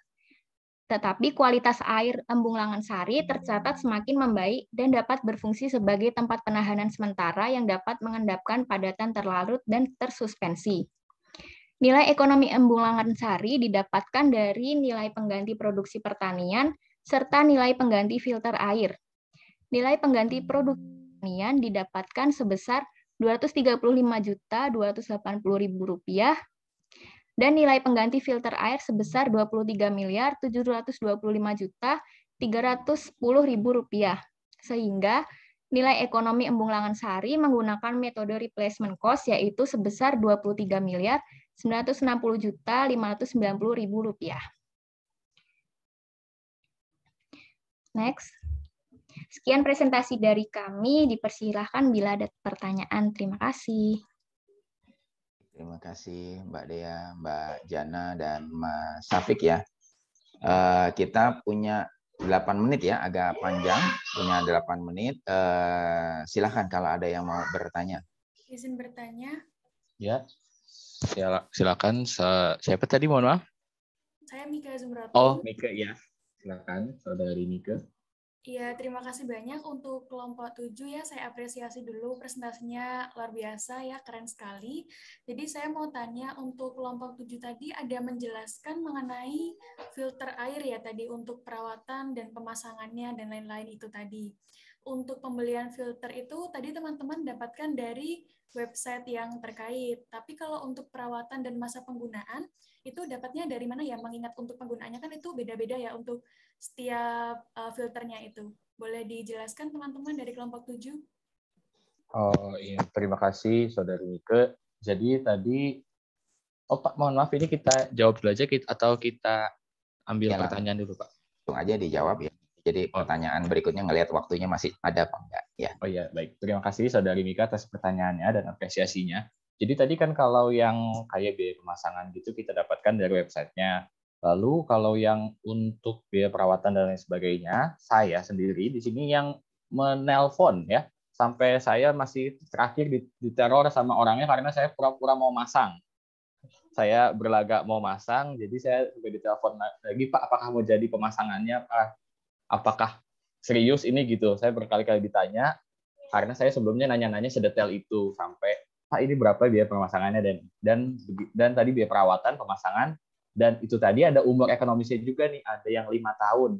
5 tahun itu saya nanya juga, Pak, berapa kalau ini kira-kira dipakainya nanti, 5 tahun lagi nanti kalau ganti, Mas, sampai saya tuh terakhir malah dikasih diskon sama bapaknya gara-gara udah nanya-nanya terus gitu sih, Mika. Jadi sebenarnya sama dari sumber tersebut juga, cuman lebih dalam untuk melakukan penelitiannya gitu, wawancaranya. Oke, jadi teman-teman kelompok 7 menghubungi langsung ya tadi yang sampai diskon. Iya, saya nelpon langsung sampai ditelepon beberapa kali, diteror, ditanya apakah mau lanjut, kayak gitu. Oke, terima kasih sudah terjawab pertanyaannya. Oke, terima kasih. Oke, mungkin apakah ada pertanyaan selanjutnya dari teman-teman? Izin bertanya. Oh iya, Saudara Binsar. Ya, sebelumnya kita apresiasi dulu presentasi dari kelompok ini. Pemaparannya sudah cukup baik. Nah, pertanyaan saya, kelompok ini kan dalam replacement cost menggunakan 2 variabel dalam menghitung. Yang pertama, pendapatan petani dan filter air ya. Betul. Nah, kalau kita melihat konsep dasar dari replacement cost ini kan adalah kita menghitung biaya pengganti dalam memperbaiki lingkungan yang rusak bila mana sumber daya alam yang kita nilai itu hilang. Nah, saya setuju nih dengan penggunaan filter. Kenapa? Karena saat embung hilang, maka kualitas air menurun. Solusinya adalah masyarakat membeli filter, dan filter ini cocok untuk dipakai replacement cost. Nah, jadi intinya filter ini berhubungan dalam memperbaiki lingkungan. Nah, pertanyaan saya untuk variabel yang kedua, yaitu pendapatan petani. Apa hubungannya pendapatan petani dengan memperbaiki lingkungan? Oke, baik. Terima kasih, Saudara Bicar, atas pertanyaannya. Kita langsung jawab saja. Tadi kalau yang filter air, oke, benar bahwa filter air itu tadi sebagai kompensasi atas pengganti karena air di situ rusak ya. Dan untuk yang biaya dari penghasilan petani tadi akan dijawab oleh Mbak Magfiratul Jannah. Kepada Mbak Magfiratul Jannah, dipersilakan. Baik, terima kasih Syafiq. Jadi kan konsepnya tadi kalau filter air, kalau seumpamanya embungnya itu tercemar, jadi filter air itu menolong untuk memperbaikinya, gitu kan Bincar? Nah, sebenarnya konsepnya itu kita mengkonsepkannya dengan produksi padinya itu sama dengan itu. Jadi kalau semuanya embung itu tercemar, otomatis embung itu tercemar atau bahkan mungkin kualitasnya berkurang dan kuantitasnya berkurang, pasti akan berpengaruh langsung terhadap produksi padinya. Jadi bahwa kalau seumpamanya embung itu tidak ada, maka produksi padinya itu nggak ada. Jadi kan kalau sumber daya alamnya ini nggak ada nih, embungnya ini nggak ada, si produksi padinya ini juga nggak ada, jadi gitu. Jadi makanya itu kita masukkan variabel produksi padi ini. Nyampe nggak kira-kira? Aduh, Bincar mukanya kayak masih bingung. Bisa dibedakan, coba dijelaskan apa bedanya kalau misalkan kita pakai ini sebagai income approach yang embung sebagai sumber air. Kalau karena saya lihat ini agak mirip. Saya lihat ini agak mirip dengan income productivity jadinya. Atau apa pertimbangan kalian gitu? Sebenarnya konsep kalau productivity kan bagaimana di produktivitas, bagaimana kualitas sumber daya alam itu mempengaruhi mempengaruhi produksi dari pemanfaatan yang punya produksi, gimana sih? Gitu kan ya? Nyampe nggak ya? Terus, nah, kenapa dimasukin variabel produksi? Karena menurut kami bahwa kalau embung ini kualitasnya berkurang ini, itu produksi padinya akan tercemar gitu, akan berkurang gitu. Tapi ya konsepnya sama aja. Tapi kan kalau replacement cost itu kan kita menilai objek yang nggak punya nilai pasar diganti sama yang punya nilai pasar. Nah, salah satu variabel yang atas penggunaan dari embung ini yang punya variabel yang punya nilai pasar dan bisa dicari ini nilai pasarnya itu yaitu produksi padi sama yang ini filter tadi gitu Bincar. Ya, saya setuju. Ketika embung rusak, pendapatan petani kan juga rusak karena padinya rusak. Nah, sama juga dengan air masyarakat kan ketika embung rusak, kualitas air masyarakat kan rusak juga. Nah, di sini kalian udah benar mencari solusinya itu filter air. Nah, di sini sedangkan di yang petani, saya tidak melihat di situ solusinya apa. Seperti itu kira-kira. Izin menambahkan sedikit dulu mungkin. Tadi kalau kembali lagi kita ke pengertian dari replacement cost, kalau dari yang pernah saya baca kalau di jurnal What is a Replacement Cost. Jadi replacement cost itu pengertiannya biaya pengganti kembali adalah jumlah yang harus dibayar entitas untuk mengganti aset pada saat ini sesuai dengan nilainya saat ini. Jadi yang dinilai ini maksudnya biaya penggantinya dari produksi padi tersebut. Mungkin memang mirip-mirip dengan yang tadi untuk production function approach. Tapi memang secara pengertian yang dikutip dari What is a Replacement Cost tadi juga adalah menyebutkan bahwa jumlah yang harus dibayar entitas untuk mengganti aset pada saat ini sesuai dengan nilainya saat ini. Jadi di sini tidak menyebutkan secara langsung bahwa harus ada objek penggantinya gitu loh, untuk dia dimasukkan ke dalam definisi replacement cost. Begitu, Saudara Binsar. Oke, terima kasih.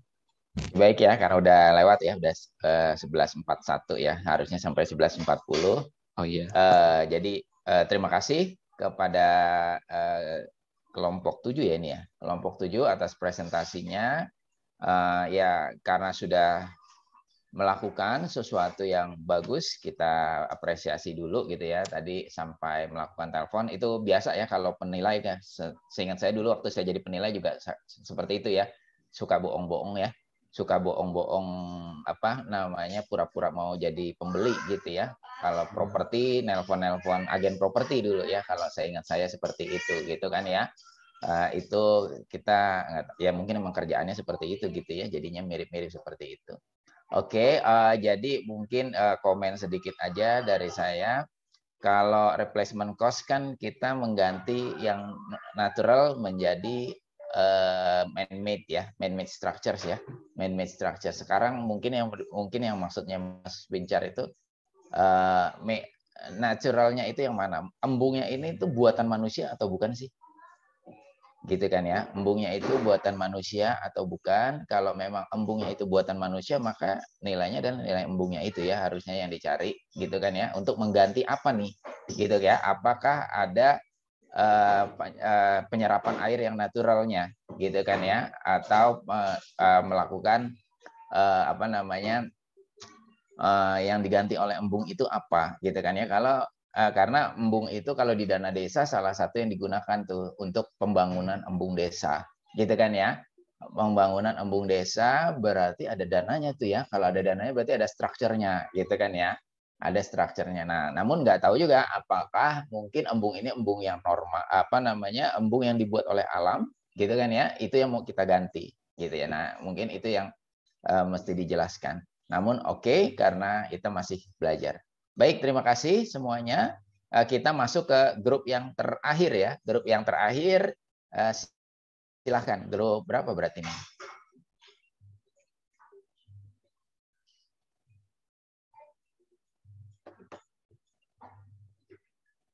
Oh, grup 2 ya.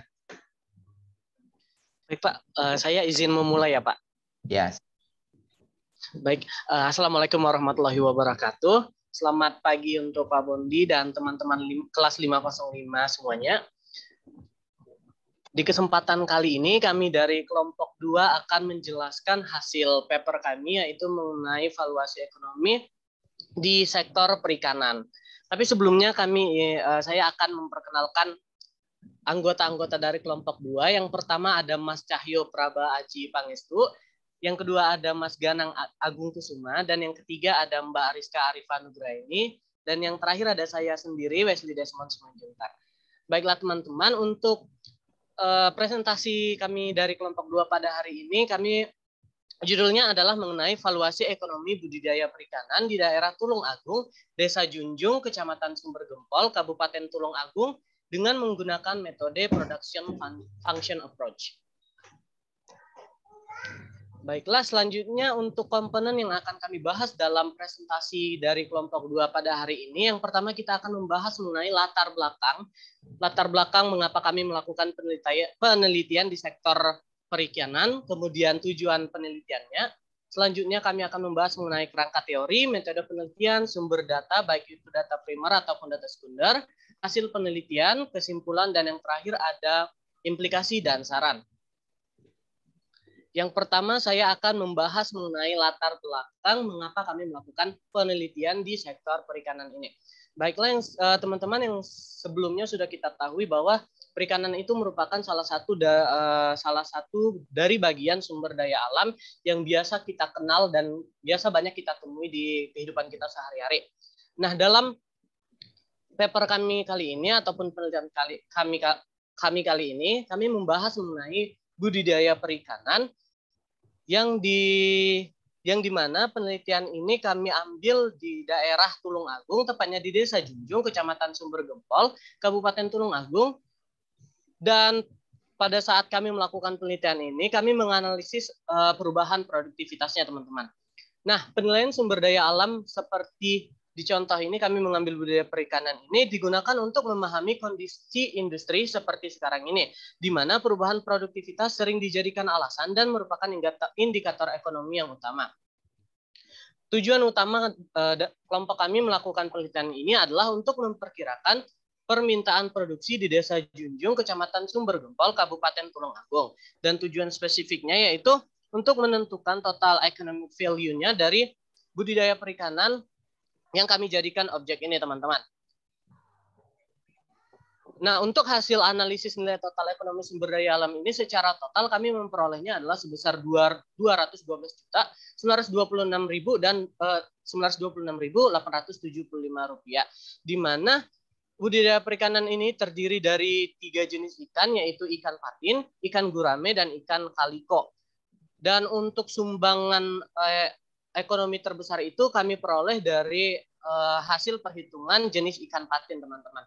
Selanjutnya mengenai kerangka teori akan dijelaskan oleh rekan saya, yaitu Mas Ganang. Baik, terima kasih Leslie. Untuk selanjutnya mengenai kerangka teori.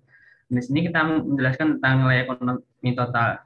Nilai ekonomi total adalah nilai yang diperoleh dari bagian sumber daya alam. Menurut Burton tahun 1994, nilai ekonomi total atau total economic value dari lingkungan sebagai aset merupakan jumlah nilai manfaat use value dan non-manfaat atau non-use value. Apabila dirumuskan nilai sumber daya alam sebagai berikut, yaitu TEV sama dengan use value ditambah non-use value.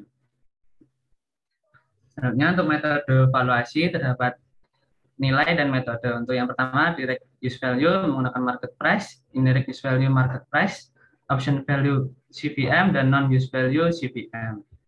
Untuk penerapan teori ekonomi lingkungan dalam valuasi ekonomi sumber daya alam disederhanakan menggunakan pola valuasi benefit minus cost. Pola valuasi ini merupakan pola terapan dalam usaha menilai suatu sumber daya alam. Selanjutnya mengenai metode penelitian. Yang pertama mengenai lokasi dan waktu penelitian. Penelitian ini dilakukan di kolam budidaya perikanan di Desa Junjung, Kecamatan Sumber Gempol, Kabupaten Tulungagung, Provinsi Jawa Timur. Nah, penelitian ini dilaksanakan pada Desember 2021. Untuk jenis dan sumber datanya, metode yang digunakan dalam penelitian ini adalah metode survei langsung. Dan untuk data yang dikumpulkan berupa data primer dan sekunder. Untuk data primer didapatkan dari wawancara dari narasumber, dan untuk sekunder didapatkan dari dinas terkait seperti Dinas Perikanan dan Kelautan dan Badan Pusat Statistika. Untuk teknik perhitungan manfaat, valuasi ekonomi manfaat perikanan ditentukan dengan rumus sebagai berikut, yaitu P sama dengan TR min TC. Untuk P di mana keuntungan, TR total pendapatan ikan per tahun, dan TC total biaya ikan per tahun. Selanjutnya akan dijelaskan oleh Mbak Rizka. Baik, terima kasih Mas Ganang. Selanjutnya tentang gambaran umum dari objek penilaian. Objek penilaian yang akan kita bahas ini merupakan sebuah sumber daya alam berupa kolam budidaya ikan tawar yang letaknya di seperti yang dikatakan tadi di Kabupaten Tulungagung. Next. Deskripsi objek penilaian. Alamat dari objek penilaian ini ada di RT 1 RW 1 Desa Junjung, Kecamatan Sumber Gempol, Kabupaten Tulungagung, Jawa Timur. Kolam ini dibangun pada tahun 2001 dengan luas lahannya adalah 3.864 meter persegi. Dan jenis komoditas ikan yang ada di tempat budidaya perikanan ini ada ikan gurame, ikan patin, dan juga ikan kaliko. Berikut adalah gambar dari kolam budidaya perikanan yang ada di Desa Junjung. Next.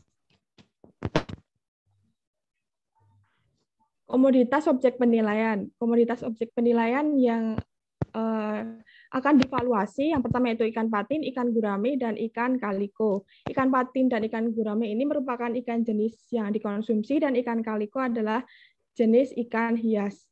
Nilai guna yang yang didapatkan untuk ikan patin dan ikan gurame ini adalah direct use value dan ikan kaliko ini adalah indirect use value. Next.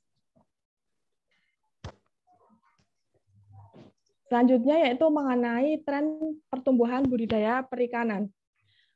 Bisa dilihat dalam tabel dan juga dalam grafik bahwa yang pertumbuhan produksi ikan patin ini cenderung mengalami fluktuasi baik di nasional, Jawa Timur, Tulungagung maupun di objek penilaian.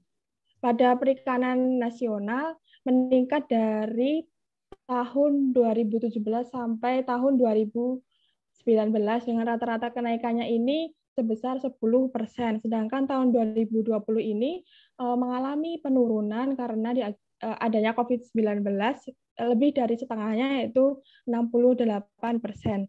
Nah, untuk tahun 2021 belum dicantumkan karena memang update data dari BPS dan Kementerian Kelautan dan Perikanannya itu belum ada. Untuk produksi ikan patin di objek penilaian ini juga mengalami fluktuasi. Pada tahun 2019 ada penurunan produksi perikanan karena adanya suatu penyakit ikan sebesar penurunannya adalah 1,4%.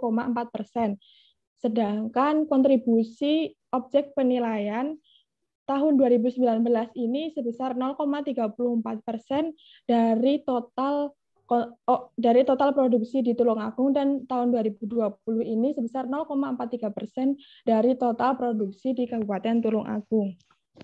Next. Yang selanjutnya yaitu pertumbuhan produksi dari ikan gurame. Hampir sama dengan ikan patin, pertumbuhan produksi ikan gurame ini juga cenderung adanya fluktuasi. Pada perkembangan produksi gurame secara nasional tahun 2017 sampai tahun 2020 ini sangat mengindikasikan adanya kenaikan dan penurunan yang signifikan. Tahun 2018 ini terjadi penurunan sebesar 24% dari tahun 2017. Tahun 2019 ini terjadi penurunan sebesar tahun 2019 terjadi kenaikan sebesar 5%, dan tahun 2020 ini terjadi penurunan yang juga sangat signifikan pada nasional sekitar 68%. Nah, sedangkan kontribusi objek penilaian terhadap Kabupaten Tulungagung tahun 2019 ini sebesar 0,016%, dan tahun 2020 ini kontribusinya sebesar 0,35% terhadap produksi ikan gurame di Kabupaten Tulungagung. Next. Next. Selanjutnya tentang valuasi nilai ekonomi akan dijelaskan oleh Mbak. Baik, selanjutnya adalah variabel utama dalam melakukan valuasi nilai ekonomi sumber daya alami. Yakni yang pertama ada kuantitas output, yakni total hasil panen untuk output perikanannya pada tahun 2021, serta 3 tahun ke belakang untuk menganalisis trennya. Selanjutnya ada harga pasar pakannya berupa konsentrat. Di sini harga pakan ikan selama tahun 2021 juga mengalami kenaikan. Selanjutnya ada biaya variabel meliputi biaya listrik, obat, dan utilitas per tahun. Selanjutnya ada harga pasar output per kilogram, harga pasar ikan untuk pemanenannya. Di sini harga pasar satuannya per kilogram untuk ikan konsumsi berupa patin dan gurami, serta untuk harga pasar ikan kaliko, ikan hias digunakan satuan per ekor. Selanjutnya ada harga pasar benih. Di sini juga harga pasar benih pada tahun 2021 untuk ikan konsumsi, dan juga harga pasar untuk induk untuk ikan hias kaliko. Yang terakhir ada kebutuhan pakan per periodenya. Di sini merupakan kebutuhan yang dibutuhkan untuk ikannya pakannya selama 1 tahun. Lanjut. Selanjutnya valuasi ekonomi komoditas ikan gurame. Sebelum masuk ke evaluasinya, di sini terdapat data harga pasar pakan ikan gurami dan patin pada tahun 2021. Jadi untuk kedua komoditas gurami dan patin menggunakan pakan yang berjenis sama, yakni dengan kode 783-3. Di sini untuk bulan Januari dan Februari harga pakannya adalah 242.000 per pak, dan untuk Maret sampai Mei terjadi kenaikan Rp3.000 menjadi Rp245.000. Untuk bulan Juni dan Juli naik Rp6.000 ke Rp251.000, dan Agustus sampai September naik ke Rp254.000, dan pada akhir tahun Oktober sampai Desember harga pakannya yakni Rp260.000 per pak. Selanjutnya masuk ke evaluasinya, yakni jumlah kolamnya terdapat 2 petak untuk ikan gurami. Periode budidayanya adalah kurang lebih 12 bulan. Untuk jumlah benih yang diproduksi yakni 5.000 ekor, dengan harga benih yang dibeli seharga Rp1.500 per ekor. Untuk biaya listrik dan obat yakni 1 juta per tahun. Jumlah kebutuhan pakannya 150 juta per tahun.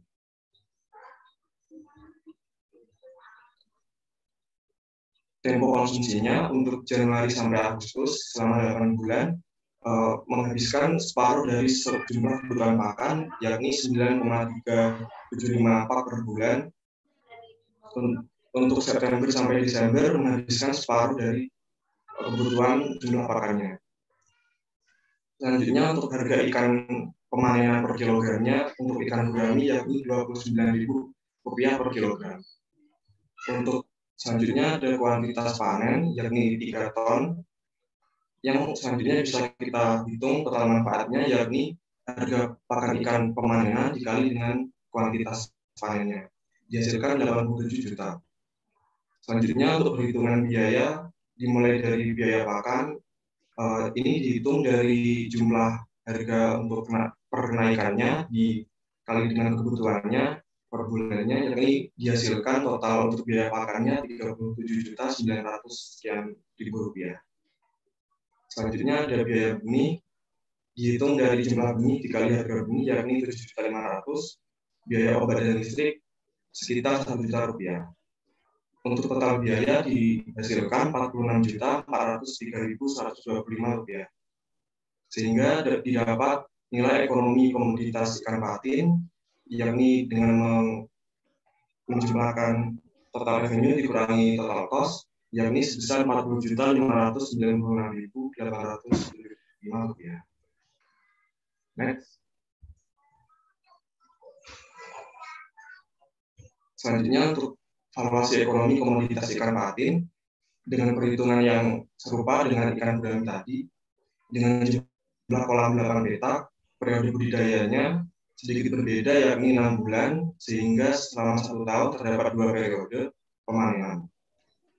Untuk jumlah benihnya 56.000 ekor, harga benihnya Rp300 per ekor, biaya listrik dan obatnya 8 juta per tahun.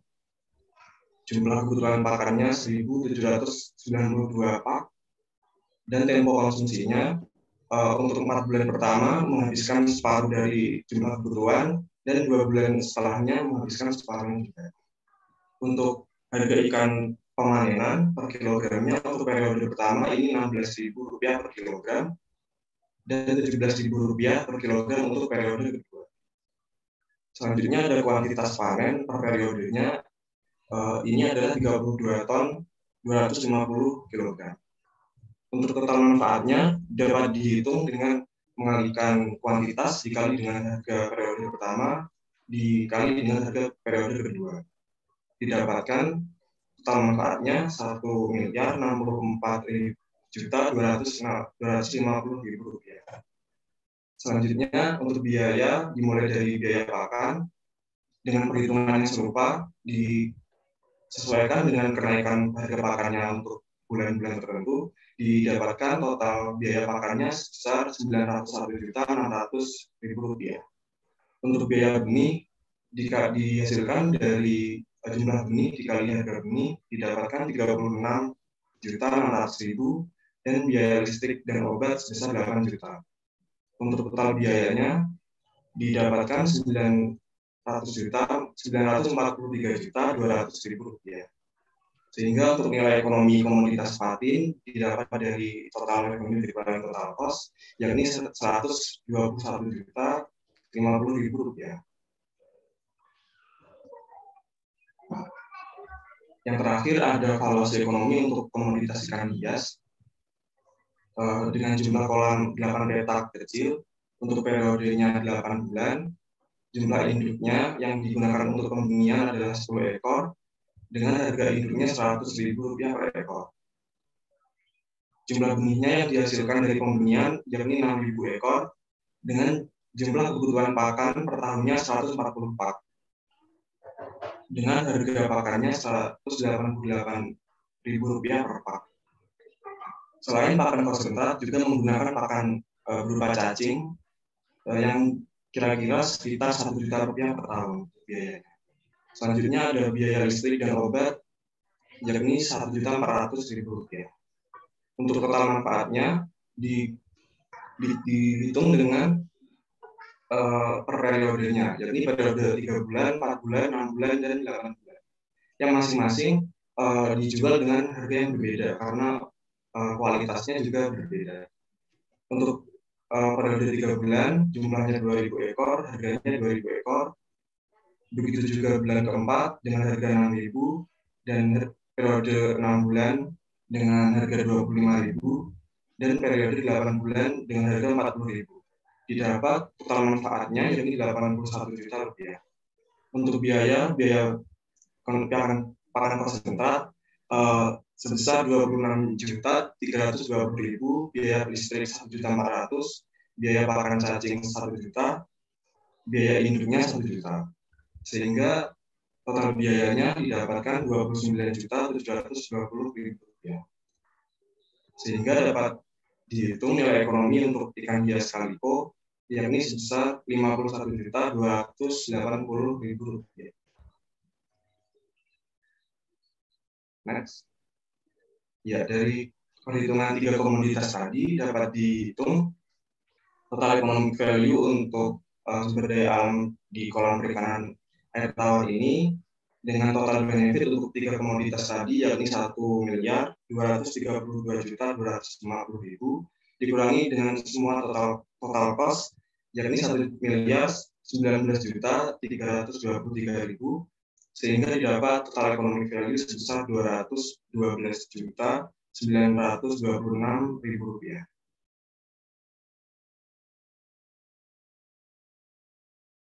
Oke, selanjutnya akan dijelaskan oleh rekan saya. Baik, selanjutnya saya akan menyampaikan mengenai kesimpulan dari hasil penelitian yang telah kami lakukan. Dalam kesimpulan ini kami memperoleh bahwa dengan menggunakan production function approach, kami memperoleh jumlah total economic value baik dari ikan patin, ikan gurami, dan ikan hias kaliko. Untuk ikan patin nilai ekonominya itu sebesar Rp121.050.000, ikan gurami Rp40.596.875, dan ikan hias kaliko sebesar Rp51.280.000. Next. Selanjutnya kami akan menyampaikan mengenai implikasi dan saran yang kami sediakan atau yang kami buat. Dari hasil valuasi budidaya perikanan air tawar ini, saran dan implikasi kebijakan yang dapat dilakukan agar pengelolaan kolam budidaya air tawar saat ini dan pada masa yang mendatang dapat optimal dan berperan dalam pembangunan berkelanjutan. Yang pertama yaitu pemanfaatan sumber daya alam objek penilaian dapat menghasilkan limbah anorganik berupa sisa bahan kimia dari obat ikan yang digunakan apabila terjadi wabah penyakit pada ikan. Oleh karena itu, saran dari kelompok kami yaitu pemerintah Kabupaten Tulung Agung perlu memperhatikan terkait pembuangannya yang akan berakibat pada matinya ekosistem sungai terdekat atau sekitar dari tambak tersebut. Kemudian yang kedua, air tanah yang digunakan dalam mengairi kolam itu yang digunakannya cukup besar sehingga mengurangi cadangan air bersih di daerah objek sumber daya alam. Sehingga dalam hal ini pemerintah Desa Junjung khususnya dapat membuat kebijakan tentang seberapa besar maksimal air tanah yang dapat diambil atau yang dapat digunakan untuk kepentingan perairan kolam. Dikarenakan apabila semakin banyak air tanah yang diambil atau yang digunakan, maka pasokan air yang digunakan untuk konsumsi masyarakat bisa berkurang sehingga bisa mengakibatkan kekeringan. Selanjutnya yang ketiga, budidaya perikanan di Tulung Agung dapat meningkatkan taraf hidup masyarakat dan menjadi sumbangan yang cukup besar bagi PDRB di Kabupaten Tulung Agung. Oleh karena itu, pemerintah Kabupaten Tulung Agung dapat membuat kebijakan tentang adanya subsidi dana pada pengelolaan budidaya perikanan air tawar saat ini dan yang nantinya akan digunakan oleh pengelola budidaya untuk perbaikan kolam ataupun kebutuhan lainnya. Serta dapat juga digunakan untuk penambahan bibit ikan, yang nantinya produksi-produksi ikan ini akan menambah lagi PDRB di Kabupaten Tulung Agung tersebut. Selanjutnya, baik, demikianlah hasil presentasi ataupun pemaparan dari paper kelompok 2. Mohon maaf bila ada kesalahan baik dari kata ataupun penulisan. Selanjutnya saya kembalikan kepada Bapak Bondi. Baik, terima kasih teman-teman kelompok 2 ya. Kelompok 2 kan ini ya. Ya, kelompok terakhir ya. Kelompok 2. Baik, kita masih punya 5 menit ya. 5 menit. Karena tadi mulai 43 ya, berarti 3-13. Silakan kalau ada yang mau berdiskusi. Izin bertanya. Ya, silakan Mas Bani. Ya, sebelumnya terima kasih atas kesempatannya. Tadi kelompok teman-teman dari Wesley dan teman-teman udah sangat bagus sekali. Cuman aku ingin bertanya tentang persentase tadi ada menjelaskan mengenai tren. Saya masih bingung itu manfaatnya gimana ya? Apakah ada pengaruh terhadap perhitungan nilainya atau bagaimana? Mungkin seperti itu. Terima kasih. Baik, terima kasih pertanyaannya dari Mas Bani. Mungkin saya izin menjawab terlebih dahulu, nanti bisa ditambahkan oleh rekan-rekan saya dari kelompok 2. Betul, dari kelompok 2 kami ada menyampaikan atau membuat mengenai tren perkembangan mulai dari nasional sampai ke tren perkembangan ikan di objek penilaiannya. Nah, tujuannya adalah itu supaya kami bisa melihat bagaimana sih perkembangan dari tahun ke tahun. Nah, di data yang kami dapat itu adalah dari tahun 2018 hingga tahun ke 2020 yang tadi sudah disampaikan oleh rekan saya Rizka. Nah, dari situ kita ingin melihat bagaimana perkembangannya dan bagaimana sih sumbangsi berapa persen dari objek penilaian ataupun dari lokal dan regional hingga ke nasional. Itu untuk melihat bagaimana sumbangannya ataupun perkembangannya. Mungkin itu dari saya. Dari rekan-rekan kelompok 2 yang lain, apakah ada yang ingin menambahkan?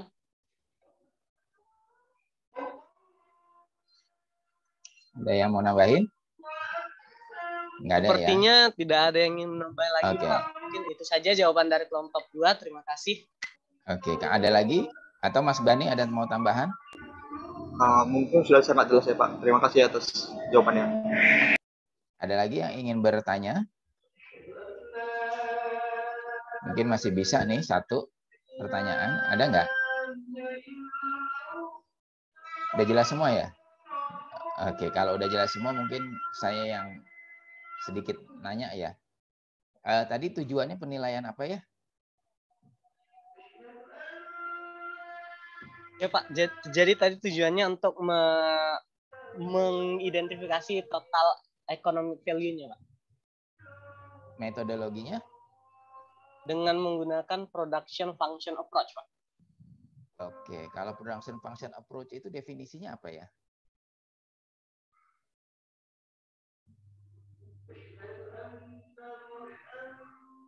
Production function approach itu kita menganalisis mulai dari yang seperti tadi dijelaskan dari kerangka teori oleh Mas Ganang gitu Pak, untuk melihat total keuntungan dari hasil total revenue dikurangi total cost gitu Pak. Benar begitu ya? Karena kita kan lagi mau ngelihat dari ini ingin ngelihat sumber daya alamnya ya, sumber daya alamnya atau pengganti dari sumber daya alam ya.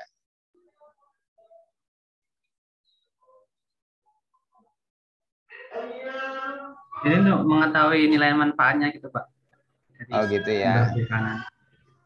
Ya. Ada yang punya pendapat nggak? Production function approach itu harusnya gimana sih?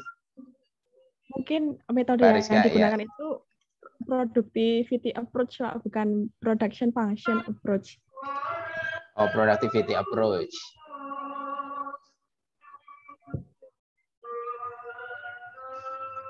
Oke, baik ya.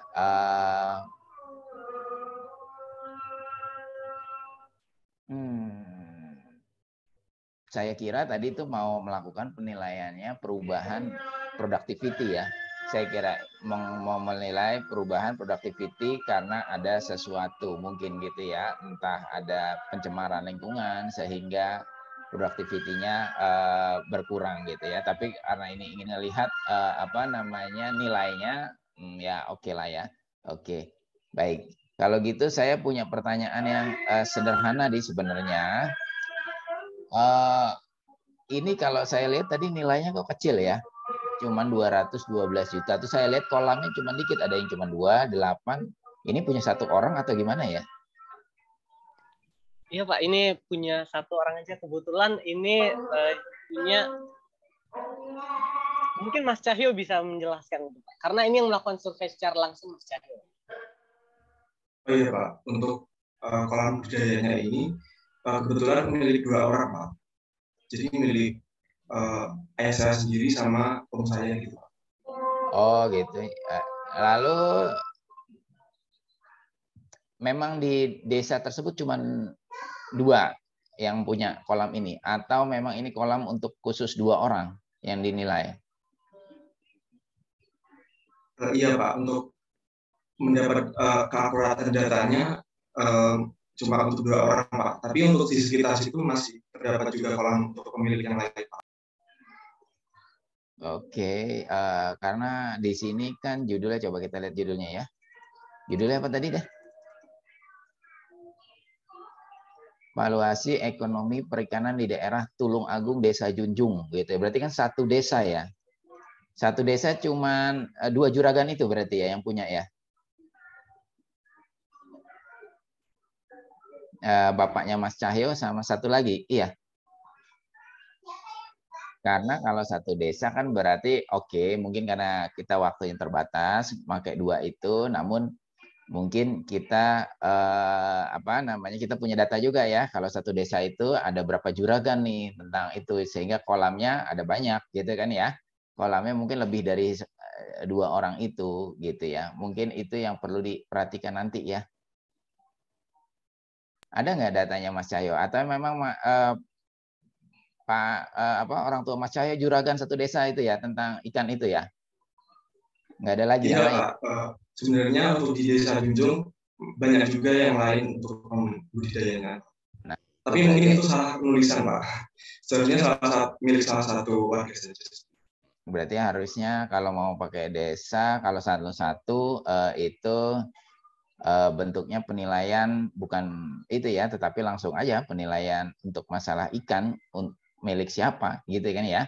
Kalau kalau dalam satu desa berarti ya kalau memang 2 ya boleh, cuman kita tahu berapa orang gitu ya, sehingga kita bisa kurang lebih kalau kita interpolasikan untuk satu desa jadinya berapa. Karena saya lihat kok angkanya kecil gitu ya, angkanya kecil padahal satu desa ikan kan lumayan banyak ya. Ikan lumayan besar gitu ya. Oke, baik, karena waktunya sudah habis ya, udah 12.14, saya ucapin terima kasih kepada kelompok 2 atas presentasinya.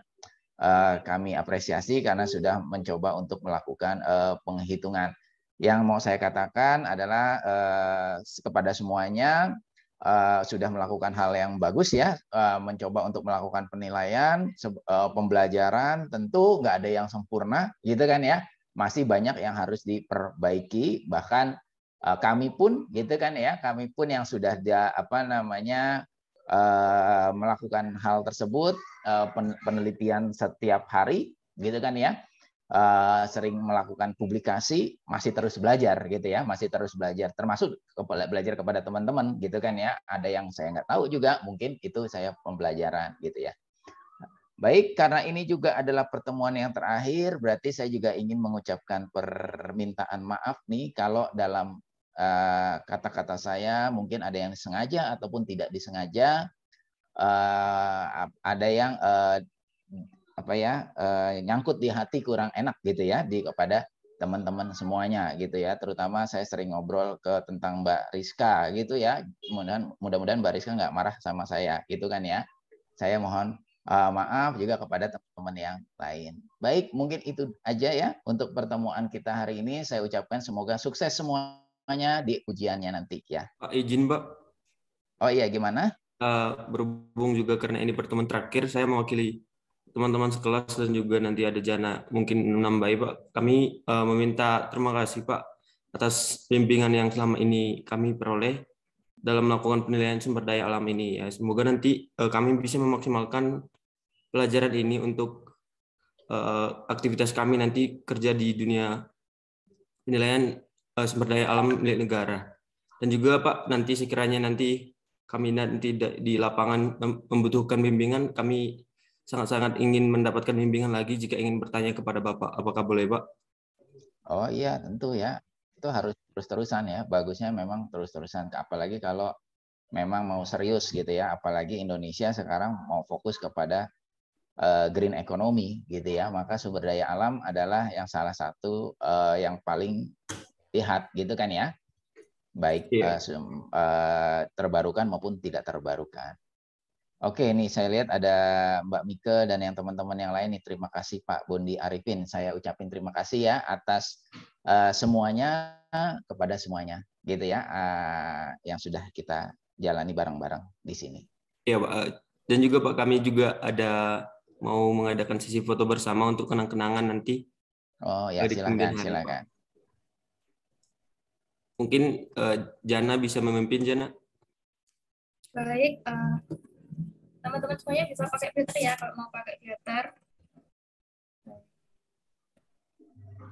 Oke, bisa pose 1, 2, 3. Baik, untuk slide selanjutnya belum ke foto ya. Baik, 1, 2, 3. Mungkin mau ganti gaya buat teman-teman semuanya. Baik. Mulai 1, 2, 3. Next untuk selanjutnya, slide selanjutnya lagi. 1, 2, 3. Nah, terima kasih. Oke, terima kasih semuanya. Mbak Dea jangan sampai ketiduran terus ya. Oke, teman-teman, dulu dari kami atas nama pengajar kami ucapkan terima kasih. Kita sampai ketemu lagi di kesempatan yang berbeda ya, di kesempatan yang berbeda, mungkin ketemu lagi kelak di dunia kerja ataupun yang lainnya. Oke, sampai ketemu lagi. Selamat beraktivitas di weekend ini. Ya, bye-bye semuanya. Assalamualaikum. Waalaikumsalam. Terima kasih Pak. Terima kasih Pak. Ya.